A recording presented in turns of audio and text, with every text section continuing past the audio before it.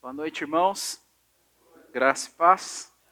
Amém. Graças a Deus por mais esse momento aqui, que vamos cultuar o nosso Deus. Que bom que você pôde estar aqui nessa noite. Que Deus nos dê graça para que a gente continue crescendo diante dele. Louvado seja Deus. Irmãos, vamos abrir nossas Bíblias no Salmo de número 46. Irmãos, vamos ler a palavra de Deus. Salmo de número 46. Diz assim a palavra de Deus. Deus é o nosso refúgio e fortaleza, socorro bem presente nas tribulações. Portanto, não temeremos, ainda que a terra se transtorne e os montes se abalem no seio dos mares. Ainda que as águas tumultuem e espumejem, e na sua fúria os montes estremeçam. Há um rio cujas correntes alegram a cidade de Deus, o santuário das moradas do Altíssimo. Deus está no meio dela, jamais será abalada. Deus a ajudará desde o romper da manhã. Bramam nações, reinos se abalam. Deus faz ouvir a sua voz e a terra se dissolve. O Senhor dos exércitos está conosco. O Deus de Jacó é o nosso refúgio. Venham contemplar as obras do Senhor, que tem feito desolações na terra. Ele faz cessar as guerras até os confins do mundo, quebra o arco e despedaça a lança, queima os carros no fogo. Aquietem-se e saibam que eu sou Deus. Sou exaltado entre as nações, sou exaltado na terra. O Senhor dos exércitos está conosco. O Deus de Jacó é o nosso refúgio. Amém. Vamos orar ao nosso Deus. Senhor, nós te agradecemos por sua palavra. Louvamos ao Senhor, ó Deus, porque somos apresentados ao Senhor que cuida de nós, que faz grandes coisas, que opera maravilhas. Nós te louvamos, ó Deus, porque é diante de ti que estamos. Que o Senhor, Deus amado, nos abençoe nessa noite, para que o nosso culto, Deus, agrade ao Senhor somente, que o nosso coração, Deus amado, se volte para isso. Nós te agradecemos porque o Senhor, ó Deus, nos aceita na sua presença por causa de Jesus Cristo. Deus amado, que o Senhor nos dê graça, nos abençoe e nos fortaleça, e nos ajude para que juntos possamos exaltar, adorar e bendizer o seu santo nome, ó Pai, no nome de Jesus, nosso Senhor. Amém. Abra sua Bíblia comigo, meus irmãos, 1 João, capítulo 1. Nós vamos ler os versos 8 a 10 e nós vamos a Deus em oração, pedindo ao Senhor que perdoe os nossos pecados, as nossas falhas. Que Deus também nos dê graça e nos ajude para que na nossa vida diária possamos ouvir sua voz, abandonar as práticas que não agradam ao nosso Deus e louvarmos a Ele em obediência. 1 João capítulo 1, os versos 8 a 10, é um texto conhecido por nós, diz assim a palavra do Senhor. Se dissermos que não temos pecado nenhum, a nós mesmos enganamos e a verdade não está em nós. Se confessarmos os nossos pecados, Ele é fiel e justo para nos perdoar os pecados e nos purificar de toda injustiça. Se dissermos que não cometemos pecado, fazemos dele um mentiroso e a sua palavra não está em nós. Vamos orar? Feche seus olhos, curva a sua cabeça. Senhor nosso Deus, nós acabamos de ler a sua palavra e nós somos instruídos por ela, Deus, a confessar os nossos pecados ao Senhor. Sua palavra nos diz que se dissermos que a gente não tem pecado, nós estamos nos enganando e a verdade não está em nós. Mas a sua palavra também nos diz que quando a gente confessa os nossos pecados, nós temos o Senhor, o nosso advogado, Jesus, que nos perdoa, que nos purifica do pecado e da injustiça. Nós oramos nessa noite, Deus, reconhecendo que somos pecadores. O Senhor, ó Deus, conhece o nosso coração, o mais profundo e mais íntimo de nossas vidas. Ele é, Deus, muito claro. Não há nada, Senhor Jesus Cristo, que acontece conosco, que pensamos, que desejamos ou que colocamos, ó Deus, para fora, que o Senhor não saiba. O Senhor julga as nossas intenções, o Senhor conhece o nosso interior por completo. Por isso pedimos ao Senhor, ó Deus, que nos perdoe os pecados, porque pode ser que nós nos comportamos muitas vezes, ó Deus, como se o Senhor não nos visse. Ó Deus, muitas vezes nos preocupamos no sentido de que as pessoas podem nos ver, mas nós não pensamos, ó Deus, de que o Senhor já está nos vendo. Perdoa, Senhor. Tem misericórdia de nós. Deus, se no nosso coração tem faltado temor, tem faltado, Deus amado, amor pelo Senhor e pela sua palavra, rogamos ao Senhor que nos perdoe, ó Deus, porque de certa forma isso é uma responsabilidade nossa, uma vez que o Senhor nos deu a sua palavra e nos instrui a meditar na sua lei de dia e de noite, nos instrui a crescer na graça e no conhecimento do Senhor, ó Deus.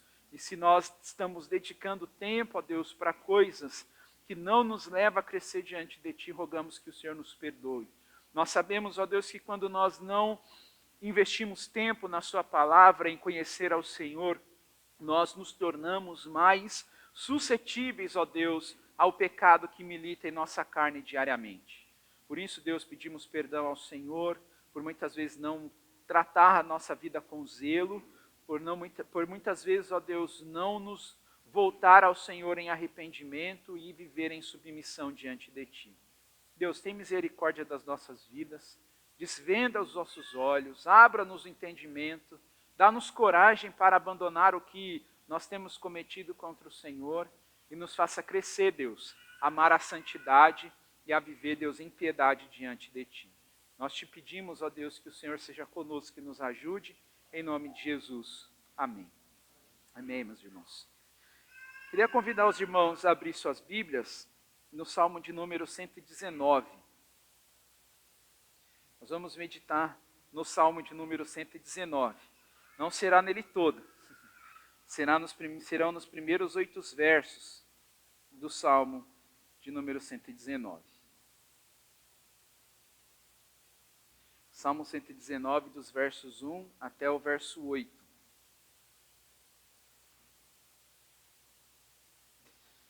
Louvado seja o nosso Deus. É um salmo, de certa forma, esse salmo ele é bem conhecido também. Ele é grande, mas a gente tem bastante coisa aqui para aprender, olhando para esse salmo como um todo. Salmo de número 119, dos versos 1 a 8. Diz assim a palavra de Deus. Bem-aventurados os irrepreensíveis no seu caminho, que andam na lei do Senhor. Bem-aventurados os que guardam seus testemunhos e o buscam de todo o coração. Não praticam iniquidade e andam nos seus caminhos. Tu ordenaste os teus preceitos para que os cumpramos à risca. Quem dera fossem firmes os meus passos, para que eu observe os teus decretos. Então não terei de que me envergonhar quando considerar todos os teus mandamentos. Eu te darei graças com integridade de coração, quando tiver aprendido os teus retos juízos. Cumprirei os teus decretos, não me desampares jamais. Ó Deus, essa é a sua palavra. E pedimos ao Senhor que fale ao nosso coração e que possamos crescer, Deus, no conhecimento do Senhor, em nome de Jesus. Amém. Nós, meus irmãos, estamos diante de um salmo em que o salmista vai percorrer esses 176 versos, falando a respeito da lei divina. E ele celebra a palavra de Deus aqui. É um salmo que possui 176 versos, com 22 estrofes, e cada estrofe é composto por uma letra do alfabeto hebraico. O uso do alfabeto completo nesse texto, quando a gente olha para todo esse salmo, aponta para a totalidade, onde a gente pode afirmar que a palavra de Deus, a lei de Deus, constitui a essência fundamental da linguagem humana. Sem as letras a gente não consegue formular palavras. Então, quando a gente olha para esse salmo e ele abrange todo um alfabeto, a gente compreende que a palavra de Deus constitui a essência fundamental da linguagem humana. Nesse salmo, o salmista faz da palavra de Deus o princípio governante da sua vida. Ele vê a palavra de Deus como essencial para a sua vida e não como algo opcional, algo que ele pode escolher. Pelo contrário, a palavra de Deus é onde ele quer estabelecer a sua vida e ele não setoriza a sua vida em relação à lei divina. Pelo contrário, toda a sua vida e o acontecimento que acontece com ele, ele deseja viver pautado nas Sagradas Escrituras. Quanto à datação e o contexto histórico desse Salmo 119, há muito pouco que a gente pode dizer. embora muitos comentaristas o considerem pós-exílico, talvez no período de Esdras por volta do ano 400 a.C. O contexto de vida do Salmo é a escola, é um ambiente de instrução e aprendizado com o retorno do exílio, estabelecendo essa experiência de aprendizagem focada em uma lição, que o povo não havia assimilado bem antes do exílio. Nós sabemos que Israel, eles foram levados cativos porque não obedeceram à lei divina. Deus não deixou o povo às escuras. Tudo o que o povo precisava fazer para ir bem em Canaã, para glorificar o Senhor, estava escrito. Deus trouxe ao povo, e o povo não se atentou à lei de Deus. A primeira estrofe que nós acabamos de ler, podemos dizer que é o tema central, e aqui possui imagens coerentes. A estrofe está unida pelo tema do caminho, em que os piedosos vivem suas vidas, com a imagem de um caminho sendo realçada pela escolha dos verbos andar e ser firme. Todos nós andamos por algum lugar. Todos nós estamos caminhando em algum lugar. A gente precisa pesar se a nossa vida, se o caminho que estamos trilhando nos aponta para a eternidade, ou se o caminho que estamos trilhando nos aponta para a vida aqui terrena, aonde que o caminho em que nós estamos caminhando está nos apontando. Esta passagem nos incentiva a buscar uma vida centrada na palavra de Deus, que é a fonte absoluta de toda a verdade, e não somente da verdade, mas se você busca felicidade, aqui está a chave para a felicidade que você pode buscar. E não apenas felicidade, você também encontra aqui direção para a sua vida. Podemos aplicar isso em nossas vidas, comprometendo-nos a meditar nas Escrituras Sagradas e a viver de acordo com os mandamentos do Senhor. Então o sermão de hoje, de certa maneira, nos ensinará ou nos mostrará que a felicidade verdadeira e duradoura vem de um relacionamento genuíno com Deus através de sua palavra, e não de circunstâncias eternas, não das bênçãos que o Senhor pode nos dar. A obediência é o caminho para que a gente experimente a verdadeira bem-aventurança, para que a gente experimente a verdadeira felicidade. Certamente, meus irmãos, ninguém gosta de viver, de estar triste, angustiado, cabisbaixo. De certa forma, procuramos viver nossa vida de maneira a evitar momentos que possam nos trazer tristezas, angústias, que podem nos trazer momentos difíceis. Apesar que esses momentos, em algum momento, vão chegar para nós. Nesse sentido, podemos dizer que a humanidade, em sua grande maioria, busca por felicidade. Muitas pessoas podem até mesmo desembolsar grande quantidade de valor, de dinheiro, para se sentirem melhores e felizes. Mudam a aparência, investem em estética, investem em bens materiais e tantas outras coisas em busca de estar feliz. E é natural, ou pelo menos deveria ser natural para todo ser humano, aspirar à felicidade, e não à tristeza. Na busca pela felicidade, a gente pode afirmar que a gente trilha por variados caminhos ao longo da nossa vida que julgamos ser corretos. Sempre estamos em algum caminho. Nunca estamos andando por um lugar que não seja um caminho. E esse caminho, de certa maneira, a gente entrou por ele porque alguma coisa nos motivou a andar por esse caminho que a gente diz, que a gente fala. Você está estudando, você trilhou o caminho do estudo porque alguma coisa te impulsionou ao estudo. Você está trabalhando onde você está hoje, fazendo o que você está fazendo hoje, porque alguma coisa te motivou. Nós mudamos de trabalho, nós mudamos de casa, mudamos de cidade, porque alguma coisa nos motiva a isso. Nós não fazemos de graça. Sempre que nós estamos em algum caminho, alguma coisa impulsiona as nossas decisões. Ou pode ser que simplesmente a gente entre por um caminho sem saber o que nos aguarda. Ainda assim, alguma coisa te levou a caminhar por onde você está andando. E quando a gente adentra por determinados caminhos da nossa vida, no decorrer da nossa peregrinação, nós, de certa maneira, buscamos coisas boas para nós e para aqueles que estão à nossa volta. Mas a gente não sabe o que nos espera, mas a gente busca isso. O ponto que eu quero destacar aqui é que sempre que nós entramos por um caminho em busca de algo melhor, pode ser a felicidade, pode ser uma melhor vida, pode ser aquilo que vier na sua mente. Alguma coisa serviu para você se basear a entrar por aquilo que você está caminhando hoje. Alguma coisa motivou você a fazer isso, a decidir por isso. O que leva as pessoas a sentirem que são bem-aventuradas? O que leva eu e você a se sentir bem-aventurados, felizes, se a gente for usar o bem-aventurado aqui empregando a palavra de felicidade? A gente pode enumerar. Talvez ter um bom emprego, ter estabilidade nesse trabalho, terem relacionamentos saudáveis, porque isso nos traz rede de apoio, isso pode fazer a pessoa se sentir bem-aventurada. Ter paz de espírito no sentido de ter segurança emocional e ausente de preocupações externas, isso pode ser que a pessoa vivendo dessa forma se sinta bem-aventurada, ou a pessoa está fazendo progressos pessoais, onde ela sente que está em constante evolução, não está estagnada, ela está em franca produção, então isso pode fazer alguém se sentir bem-aventurado. Essas e tantas outras coisas podem trazer sensações de felicidade. Essas coisas são lícitas? Podemos dizer que são. Você pode procurar um bom emprego, é bom você ter relacionamentos saudáveis, é bom você estar em paz, é bom você ter segurança emocional, é bom você progredir na sua vida pessoal, na sua vida profissional, na sua vida familiar.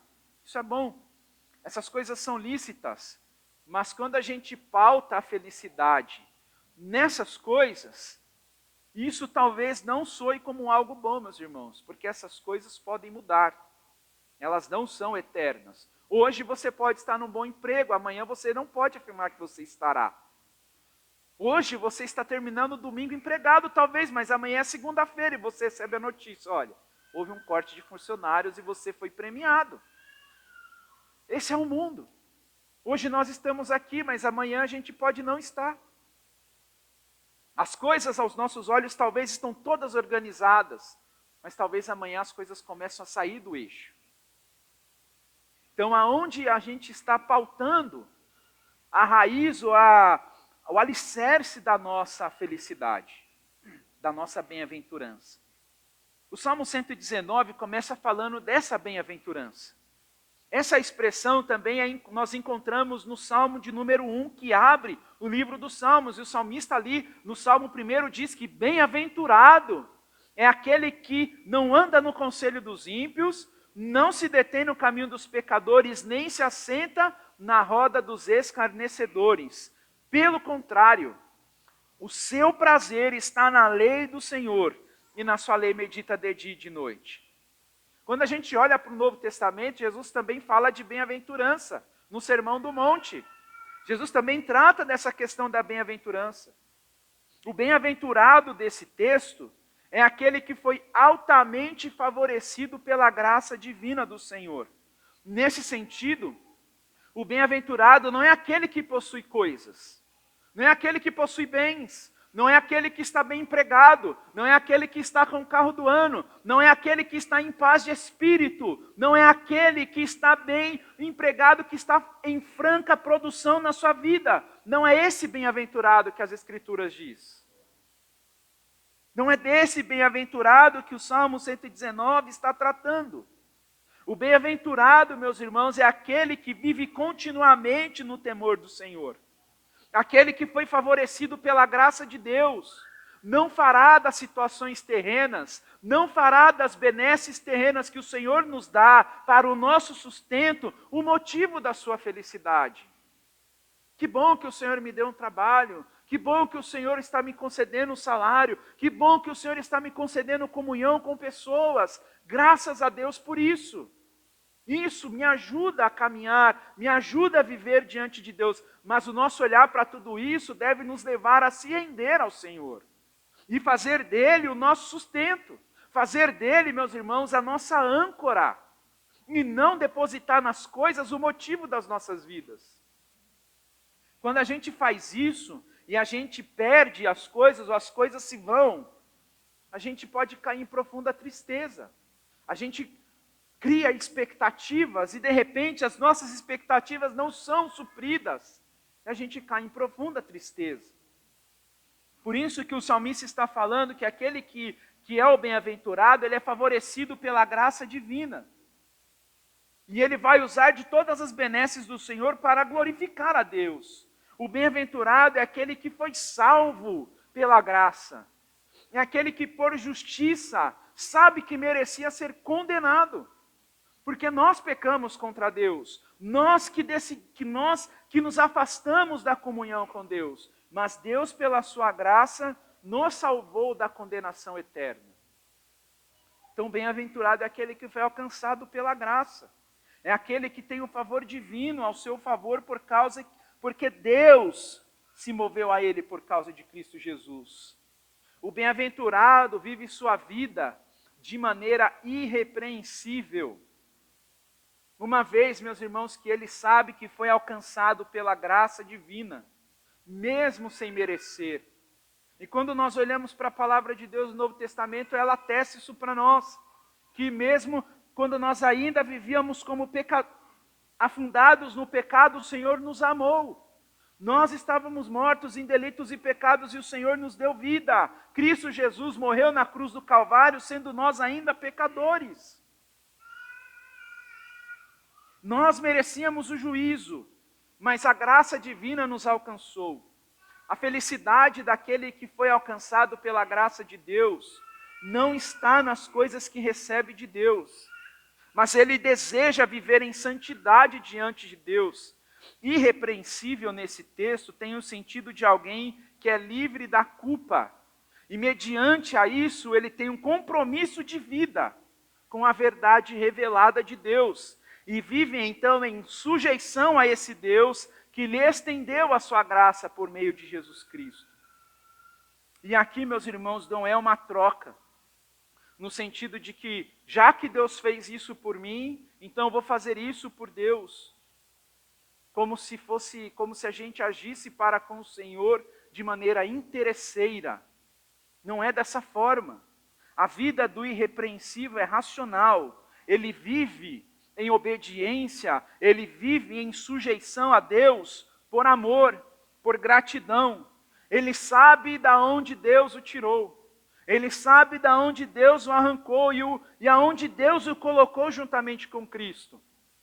Talvez, meus irmãos, o momento da nossa conversão não foi uma conversão bombástica, no sentido de que talvez a gente não estava envolvido com coisas ilícitas, não vivíamos envolvidos com droga, com tráfico, com tantas outras coisas, e de repente o Senhor usou alguém para pregar o Evangelho para nós e a gente se converteu. A nossa vida mudou. Talvez a nossa conversão não foi nesse sentido. Talvez a sua conversão foi você na sua casa, sua família cristã, pregando a palavra para você, e você se converteu com o passar do tempo, algo natural, algo esperado, vamos dizer assim. Mas nem por isso, meus irmãos, a gente deve diminuir a ação de Deus no meu e no seu coração. Nosso coração não é mole como a gente imagina. Nós não somos pessoas tão fáceis como a gente gosta de se imaginar. Foi necessário Cristo Jesus morrer em nosso lugar. Foi necessário o Senhor nos convencer que somos pecadores por meio do seu Espírito. Nosso coração não é flor que se cheire. E a graça divina nos alcançou. Por isso que nós não devemos servir ao Senhor como se a gente fosse interesseiro. Agora que o Senhor me salvou, eu vou servir também. Vou fazer algo porque Ele merece, no sentido de termos interesse nisso. Não, devemos fazer isso por amor, porque Ele nos salvou. Ele nos tirou do império das trevas. A ira que estava destinada a cair sobre nós, Cristo Jesus levou sobre si na cruz. O bem-aventurado não anda mais em seus caminhos. Aí começa a sua irrepreensibilidade. Agora o seu caminho está em andar na lei do Senhor. Andar na lei do Senhor aponta para um viver aplicado a um padrão definido, não por Ele, Não pelo salmista, não por nós, mas um padrão que já está definido. A lei de Deus nos concede a direção para a gente viver de maneira piedosa, santa e irrepreensível. O bem-aventurado, meus irmãos, ele guarda os testemunhos do Senhor, e guardar os testemunhos do Senhor aponta para uma vida conformada à vontade de Deus. Sabe quando você vai fazer alguma coisa na sua casa, alguma receita, e você pega a forma e você despeja o que você vai fazer dentro daquela forma, e a sua receita, a sua massa de bolo, vamos dizer assim, ela se ajeita, ela se conforma naquela forma? É assim que nós devemos ver a nossa vida diante de Deus. A palavra de Deus está aqui, a vontade de Deus está revelada. Eu e você precisamos nos conformar a ela. E não Deus ao nosso jeito. O nosso jeito nos levava para onde, meus irmãos? A nossa vida prática, ela tem como fonte balizadora a palavra de Deus. As Escrituras nos ensinam que devemos ser santos, porque o nosso Deus é santo. Paulo, em Efésios capítulo 5, versículo 1, diz que nós devemos imitar a Deus como filhos amados. Guardar os testemunhos do Senhor requer negar e se submeter, em outras palavras, negar a nós mesmos e nos submeter a Deus. O bem-aventurado busca de todo o coração os testemunhos do Senhor. Busca, aqui nesse texto, tem o sentido de ir atrás de algo que alguém deseja. E não é uma busca pautada pelo medo, pela incerteza, pela ansiedade. É uma busca de alguém que deseja ainda mais viver de maneira que agrade o seu Senhor. Por isso que precisa ser uma busca de todo o coração. Não pode ser uma busca com partes do coração. Quem aceita dividir a sua vida com outras coisas é o mundo. O Senhor nos quer por completo. A nossa busca pela lei do Senhor, pelos testemunhos do Senhor, tem que ser de todo o coração. Não podemos buscar o Senhor somente por uma aparência exterior, que é fruto de uma espiritualidade vazia. Por que temos que buscar de todo o coração? E não é esse coração que está pulsando no meu e no seu peito, bombeando sangue para todo o nosso corpo. Ela precisa ser de todo o coração, porque é no coração em que se encontra o local dos pensamentos. É no coração que estão as nossas vontades, emoções e conhecimento do certo e errado. É nesse lugar, meus irmãos, que a palavra de Deus precisa habitar. Toda a nossa ação no mundo externo, aonde nós vivemos, com quem nós convivemos, passa por nossa mente, passa por nossas vontades, por nossas emoções, pelo conhecimento que temos do certo e errado. Então, se nesse lugar que a Bíblia chama de coração, não reside a palavra de Deus, se nós não lutamos para que nesse lugar a palavra de Deus habite, o que nós vamos externar para o mundo? O que nós vamos externar para nós? O que nós vamos colocar diante de Deus? Por isso que temos que buscar os mandamentos, os testemunhos do Senhor de todo o coração. Não dá para buscar o Senhor com partes do coração. Não podemos setorizar o nosso coração. Aqui eu vou buscar a Deus, aqui eu não vou buscar o Senhor, porque eu tenho planos pessoais que não cabem às Escrituras Sagradas. É preciso que a gente olhe pela ótica da cruz, para termos uma plena consciência de onde nós estávamos e de quem somos. A palavra de Deus é esse espelho que revela o que somos, o que nós nutrimos no nosso coração. Se eu e você queremos vencer os desejos que temos, onde muitos desses desejos querem que a gente faça coisas contrárias à vontade de Deus, nós precisamos de um desejo maior. E por isso, meus irmãos, precisamos buscar o Senhor e a sua palavra de todo o nosso coração. Enquanto o Senhor não for o nosso maior desejo, nós vamos ofender a santidade de Deus. Deus tem que ser o nosso desejo primário, a nossa primazia. Ele tem que ser o nosso anseio. A nossa vida, meus irmãos, precisa estar diante desse Deus. O bem-aventurado não vive na prática da iniquidade. E nesse texto tem relação com injustiça. Essa iniquidade reverbera em falha para aderir aos princípios de Deus. E uma vez que isso acontece, a pessoa vive na prática do pecado e com o passar do tempo, aquele pecado cauteriza no seu coração e ela passa a achar aquelas práticas como normais. Olha o perigo. Quanto mais a gente se afasta de Deus, quanto mais o nosso coração é populado por outras coisas que não seja a palavra do Senhor, nós vivemos assumindo o risco de vivermos em pecado, de maneira que esse pecado fique tão impregnado no nosso coração, que a gente ache que tais práticas que estamos fazendo são práticas corretas.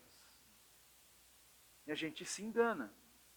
E a gente cria deuses para nos convencer de que aquilo que estamos fazendo está glorificando a Deus. Olha a capacidade que temos, meus irmãos, de nos convencer ao erro, quando nós não buscamos o Senhor de todo o nosso coração. Precisamos, meus irmãos, nos submeter a Deus. Evangelho não é sobre nós, não tem relação com a nossa performance. Pelo contrário, tem relação com entrega, com rendição, com abandonar os nossos caminhos, abandonar as nossas buscas para andar no caminho que o Senhor tem para nós e buscar com todo o nosso coração os seus testemunhos. O bem-aventurado, ele tem prazer na lei do Senhor, ele abre mão do seu ego para viver sob os cuidados do Senhor. O salmista diz que o irrepreensível, ele anda na lei do Senhor, ele guarda os testemunhos e busca o Senhor de todo o coração, ele não pratica iniquidade. Isso que o salmista acabou de falar aqui para nós, é a vida de alguém verdadeiramente feliz. Ele não está falando de bens materiais, ele não está falando de casa própria, ele não está falando de ser aceito pelas pessoas, ele está falando da vida diante de Deus. Feliz é aquele que vive a sua vida diante dos olhos de Deus com sinceridade, com santidade e em obediência. Esse sim é feliz. Esse é o feliz. Continuando a partir do verso 4 agora. Ele fala que Deus ordenou os teus preceitos para que a gente cumpra à risca. Deus ordenou esses preceitos. E Deus não está abrindo aqui para discussão, como se a gente entrasse em uma conversa com Deus para buscar uma adaptação. Ah, Senhor, vamos mudar algumas coisas para isso caber na minha vida, para que então eu possa cumprir à risca. Não, meus irmãos. Por que o Senhor não abre os seus preceitos para discussão? Por que o Senhor ordena os preceitos para que a gente os cumpra à risca? Pense por um momento, como seria a sua vida sem a boa direção de Deus? Pense por um instante na sua vida fora dos cuidados do Senhor. Você realmente acha que se sairia bem vivendo sem os preceitos do Senhor? Pode ser que a gente não se dê conta de que o Deus revelado nas Sagradas Escrituras é transcendente e imanente. Quais são as implicações disso para nós? Eu vou dizer apenas uma aqui. Deus entra no tempo, mas o tempo que nós vivemos aqui, de 24 horas, de dias, não limita o nosso Deus. O nosso Deus, meus irmãos, ele tem a capacidade de estar no passado e de estar no futuro. Ele vê todas as coisas. O nosso amanhã já está muito claro diante de Deus. Aliás, quando o Senhor tecia a nossa vida no ventre de nossas mães, os nossos dias já estavam muito claros diante dele. O nosso Deus nos conhece por completo. Antes mesmo de eu e você pensarmos em nascer, antes mesmo dos nossos pais pensarem em ter filhos, antes mesmo desse mundo ser criado, o nosso Deus já sabia dos nossos dias. É grandioso pensar que na eternidade, às 18h59, o Senhor já sabia que nós estaríamos aqui cultuando a Ele. Esse é o nosso Deus. O nosso Deus não é limitado pelo tempo que nos marca. O nosso Deus, Ele é poderoso. Ele sabe do nosso amanhã. Ele sabe dos nossos dias. Então, o nosso Deus está correto em afirmar que Ele ordena os seus preceitos para que a gente os cumpra à risca, porque Ele sabe o que é melhor para nós. Deus sabe o que é melhor para você.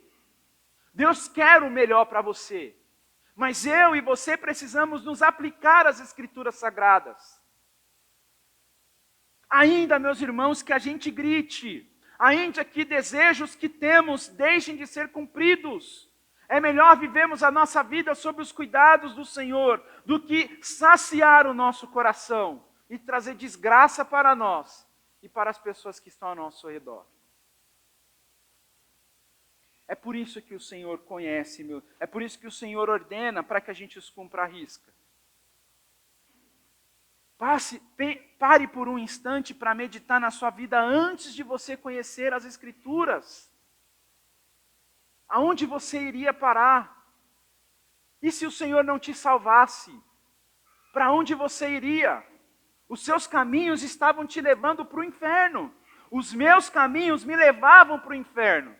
Não para padecer nas mãos de Satanás, mas para sentir eternamente a ira de Deus, que não tem comunhão com o pecado, e é justo Ele satisfazer a sua justiça. E esse Deus nos livrou, meus irmãos. Por isso que a gente precisa cumprir a risca. A gente não tinha noção, e a gente não tem noção do que é padecer a ira divina. A gente não sabe o que é isso. E eu espero que você e eu não queiramos saber o que é. É por isso que nós precisamos cumprir os preceitos do Senhor à risca. Aqueles que se comprometem com a obediência, caminham para viver a verdadeira vida. Os preceitos do Senhor não são apenas para a gente aprendê-los, mas a gente precisa colocar em prática. A palavra cumpramos tem o mesmo sentido de guardar que está no verso 2. Cumprir à risca tem o sentido de cumprir com força. Sabe quando você ouve de pessoas, você chega em algum lugar, as pessoas falam assim para você, você precisa ser forte, porque a sua família precisa de você. Você precisa ser forte porque você precisa desse emprego. Mas você não quer mais estar nesse lugar, você não quer mais viver ali. As circunstâncias não são boas para você, e você precisa ser forte, vamos dizer assim, entre aspas, para suportar aquilo.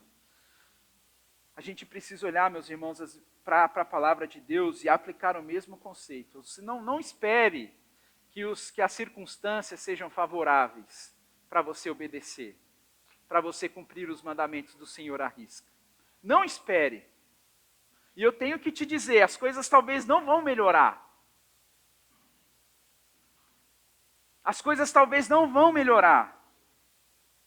Mas isso não pode esfriar o fervor de obedecer ao Senhor. O nosso caminho nos destinava à perdição eterna. O caminho que o Senhor tem para nós nos destina à eternidade com Ele. Então nós precisamos cumprir à risca aquilo que o Senhor nos diz na sua palavra. Viver em obediência. E quando nós lemos que devemos cumprir à risca, também está implícito que a gente não pode aumentar nada na palavra de Deus e muito menos subtrair. Como diz Lutero na tese 62, quando ele pregou as 95 teses lá na porta do castelo de Wittenberg, ele disse na tese 62 que a riqueza da igreja é o santíssimo evangelho da graça e da glória de Deus. Quanto mais a gente se aplica ao evangelho, mais Cristo fica belo para nós. Mais a cruz, meus irmãos, se torna apetecível, agradável a nós. Mais resistentes ao pecado nós vamos nos tornando. Toda a vida de um cristão, de um bom cristão, é um desejo santo. Quem disse isso foi Agostinho de Hipona. Desejar as coisas, meus irmãos, faz parte do ser humano. O salmista tem no seu coração o desejo de ser guiado por Deus. Ele diz: quem dera fossem firmes os meus passos, para que eu observe os teus decretos. É como se nos primeiros versos ele visse a vida de uma pessoa feliz e agora ele se volta para ele mesmo e fala: ah, como eu quero isso para a minha vida. Como eu quero ser feliz, como eu quero viver diante desse Deus, como eu quero ser essa pessoa irrepreensível. Ele tem esse desejo no seu coração. Muitos, por se sentirem vazios, incompletos e insuficientes, muitas vezes descontam as coisas, desconta esse sentimento em muitas outras coisas. Nós somos falíveis, nós temos erros e falhas, mas a palavra de Deus nos diz que nós somos orientados a direcionar ao Senhor os nossos anseios. Se nós nos sentimos vazios e incapazes ou sentimos falta de algo, não devemos descontar em coisas, não devemos buscar coisas para preencher esse vazio. Nós temos que realinhar, meus irmãos, o nosso coração com a palavra de Deus, para que o Senhor seja o nosso desejo, para que o Senhor seja o nosso alvo. Nossas fraquezas são formas excelentes de provarmos e vermos que o nosso Deus é bom. Como a gente perde a oportunidade quando nos momentos de fraqueza a gente quer se fazer de forte. E a gente não usa das fraquezas para se aproximar do Senhor. Na fraqueza, o apóstolo Paulo entendeu que quanto mais ele se gloriasse na sua fraqueza, mais o poder de Deus o aperfeiçoaria. Infelizmente, nós vivemos em uma cultura em que a fraqueza ela não é vista como algo bom. E às vezes a gente abraça isso como verdade. Mas não é isso que a palavra de Deus nos ensina. Quando a gente reconhece a nossa fraqueza diante de Deus, quando a gente se entrega ao Senhor e reconhecemos que somos fracos, o poder de Deus se aperfeiçoa nas nossas fraquezas. Isso é desejar o Senhor. O salmista deseja ter passos firmes para observar os decretos de Deus. Ele deseja viver em aliança com o Senhor, pois ele sabe que não teria do que se envergonhar. Ele fala aí na palavra que nós lemos. Quando ele considerar todos os mandamentos, quanto mais a gente avança na obediência a Deus, mais ele se torna para nós uma fonte de segurança e conforto. É interessante notar a palavra considerar, que se aplica ao fato de perceber algo com atenção, que no caso são os mandamentos do Senhor, e como a gente precisa ter atenção à palavra de Deus. Isso, meus irmãos, está implícito que a falta da aplicação nas Escrituras Sagradas nos privam de muitas coisas.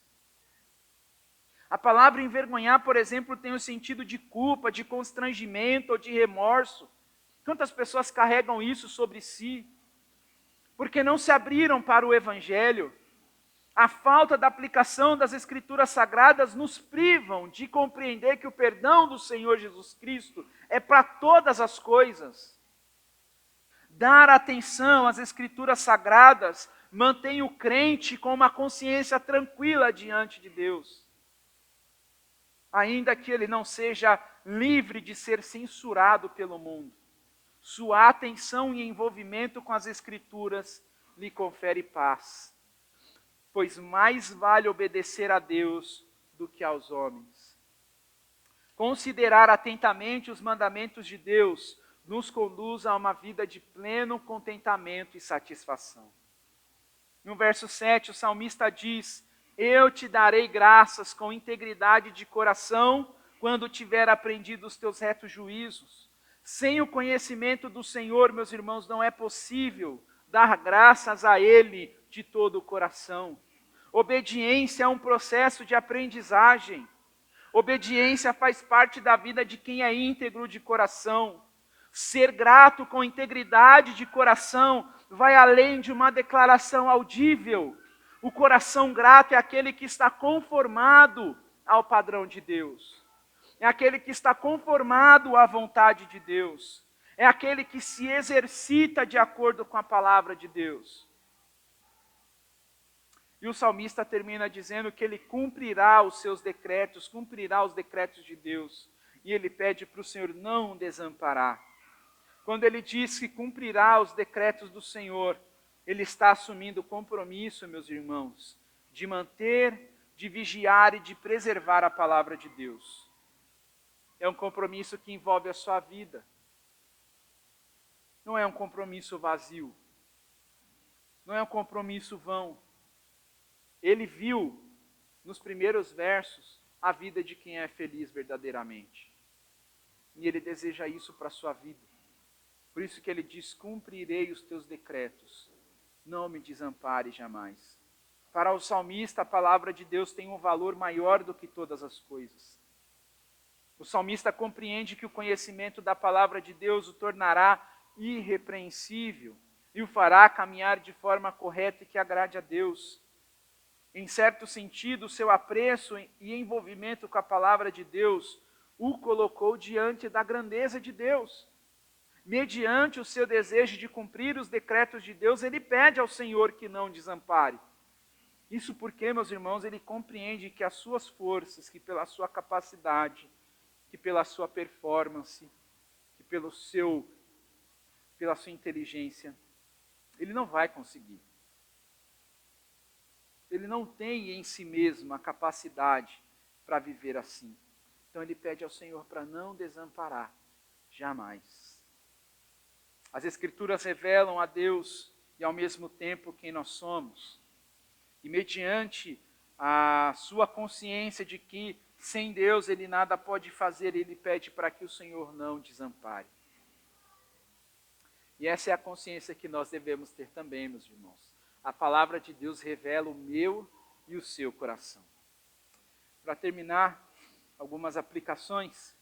Em primeiro lugar, se realmente queremos a verdadeira felicidade, o Salmo 119, nesses versos, nos traz a chave para a felicidade. Se você quer realmente a felicidade, nós precisamos nos aplicar à palavra de Deus. Nós precisamos andar na lei de Deus, guardar a palavra de Deus e buscar a lei de Deus, os mandamentos do Senhor, de todo o coração, para que a gente viva de forma íntegra, para que a gente seja irrepreensível. Sem a palavra de Deus, sem vida de devoção ao Senhor, nós não vamos conseguir viver de forma irrepreensível. É viver de maneira irrepreensível, andando na lei, guardando a palavra de Deus e buscando de todo o coração, é que seremos plenamente felizes. Não existe outra felicidade, meus irmãos. Segundo lugar, nosso desejo primário tem que ser o Senhor. E isso, meus irmãos, tem que ser assim para o nosso bem. Nós vivemos ligados muito com as nossas coisas, talvez preocupados demais com as nossas coisas. Se alinharmos o nosso coração à vontade do Senhor, com a palavra de Deus, certamente a nossa vida, meus irmãos, entrará no eixo, de maneira que vamos glorificar a Deus.